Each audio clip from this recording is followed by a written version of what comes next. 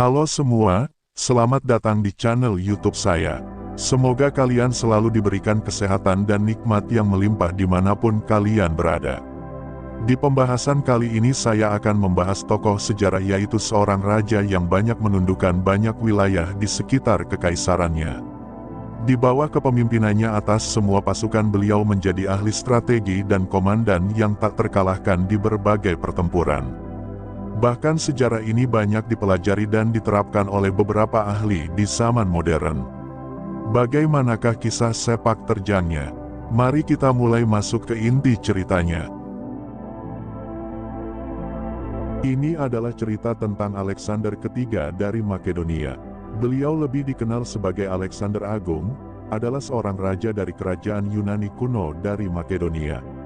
Pada usia 20 tahun, dia meneruskan takhta ayahnya, Filipus II dari Makedonia, yang tewas dibunuh pada pernikahan Cleopatra dari Makedonia pada bulan Oktober tahun 336 sebelum Masehi. Dimulai tidak lama setelah kematian ayahnya, Alexander menghabiskan sebagian besar waktu kekuasaannya untuk melancarkan kampanye-kampanye militer ke Asia Barat dan Mesir, Asia Tengah, dan Asia Selatan. Pada usia 30 tahun, dirinya telah berhasil membentuk salah satu kekaisaran terbesar sepanjang sejarah. Wilayahnya terbentang dari Balkan di barat sampai India di timur. Dia tidak pernah terkalahkan dalam pertempuran dan terkenal luas sebagai salah satu komandan militer tersukses dalam sejarah. Pada saat usianya yang ke-16 tahun, Alexander telah dididik oleh filsuf ternama bernama Aristoteles. Pada tahun 335 sebelum Masehi, tak lama setelah ia diangkat menjadi raja atas Makedonia, ia melancarkan kampanye militer di Balkan dan menegaskan kembali kendali atas Trakia dan Iliria, sebelum membawa pasukannya menyerbu kota Tebes, yang kemudian hancur dalam pertempuran. Alexander kemudian dianugerahi jabatan jenderal atas seluruh Yunani, dan menggunakan otoritasnya untuk menyukseskan proyek Panhelenik yang dirancang oleh ayahnya, mengambil kendali kepemimpinan atas seluruh orang Yunani dalam upaya mereka menaklukkan Persia. Pada tahun 334 sebelum Masehi, dia menginvasi kekaisaran Persia Akhemeniah dan memulai sejumlah kampanye militer yang berlangsung selama 10 tahun. Selepas penaklukannya atas Anatolia, Alexander memperlemah Akhemeniah dalam serangkaian pertempuran penting, termasuk pertempuran di Issos dan Gaugamela. Ia kemudian berhasil menggulingkan Darius II dan menaklukkan kekaisaran Akhemeniah secara keseluruhan. Setelah jatuhnya Persia, Kekaisaran Makedonia menguasai petak wilayah yang luas antara Laut Adriatik dan Sungai Indus. Alexander mempunyai misi ingin mencapai ujung-ujung dari dunia dan laut luar besar. Ia pun menginvasi India pada tahun 326 sebelum Masehi, dan mengapai kemenangan penting atas Porus, seorang raja India kuno dari daerah yang sekarang dikenal sebagai Punjab, pada pertempuran Hydaspes. Setelah melakukan banyak pertempuran, dia pun menuruti permintaan para pasukannya yang rindu akan kampung halaman mereka. Ia pun kembali ke Sungai Beas dan kemudian meninggal pada tahun 323 sebelum Masehi, di Babylon, sebuah kota di Mesopotamia yang sebelumnya direncanakan oleh Alexander akan menjadi ibu kota dari kekaisarannya. Kematian Alexander meninggalkan sejumlah rencana militer dan kampanye dagang yang tidak terlaksana, yang bila dirinya masih hidup akan dimulai dengan invasi Yunani atas Arabia.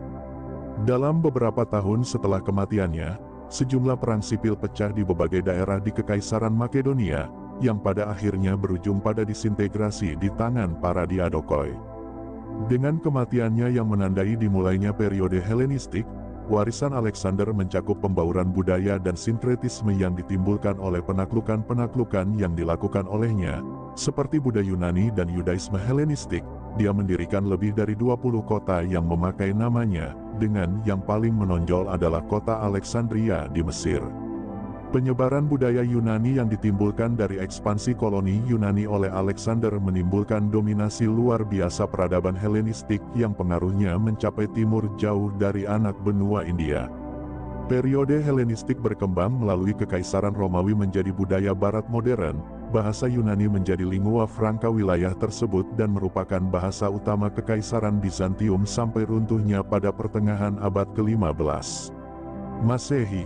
Komunitas berbahasa Yunani di bagian tengah dan timur jauh Anatolia bertahan hingga genosida terhadap etnis Yunani oleh Turki pada tahun 1910-an dan awal 1920-an serta pertukaran populasi Yunani menjadi populasi Turki pada pertengahan 1920-an. Alexander menjadi legendaris sebagai pahlawan klasik yang dianggap memiliki sejumlah karakteristik yang serupa dengan Achilles. Ia dicatut dalam berbagai tradisi historikal dan mitos dalam budaya Yunani dan non-Yunani.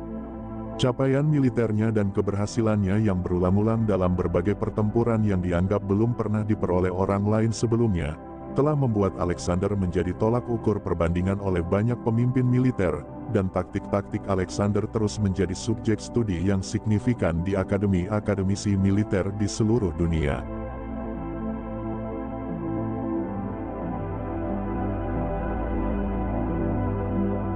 Saya ucapkan terima kasih karena telah menonton video ini sampai akhir. Kalau kalian suka dengan video ini, support admin dengan cara tekan tombol berlangganan subscribe dan like video ini, dan jangan lupa aktifkan notifikasinya agar tidak ketinggalan video kami selanjutnya. Kalau sudah, sampai jumpa lagi di video kami selanjutnya.